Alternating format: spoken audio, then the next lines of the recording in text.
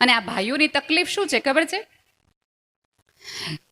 કે તમને મોટું ઘર જોવે એની માટે એ લોન લે, કે તમને મોટું ઘર જોઈએ, તમને સુખેથી રાખવું છે.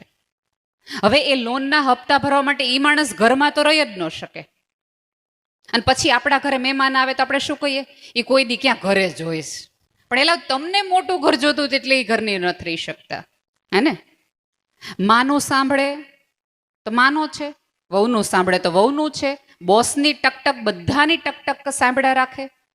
છોકરાઓને ખીજાય તો આખો દી છોકરાઓને ખીજાયા જ રાખે છે. છોકરાઓને ખીજાય નહીં તો ખાવ કેવા છે, છોકરા ઉપર ધ્યાન જ દેતા નથી. સારા કપડાં પહેરે તો આમને તો બસ પેટી પેક કરીને ફરવું જ છે ને, ઇસ્ત્રી તમારે કરવાની જ ને. હવે આ સાંભળીને એમ કે આપણે ઇસ્ત્રીવાળા કપડાં નથી પહેરે તો કાજો લગર વગર હાલી નીકળ્યા, કાંઈ એમ છે? એ કઈ રીતે એમને સુખ નથી.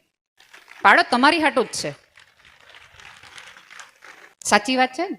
એક પુરુષ તમને જ્યારે એવું કહે છે ને, હું બેઠો છું, પત્તારે શું ચિંતા છે, આવું કહેવા માટે આ કેટલાય પુરુષોએ કેટલાય ધરતીકંપ પોતાના હૃદયમાં ઝીલ્યા છે, એટલે હાર્ટ એટેક એને આવે છે.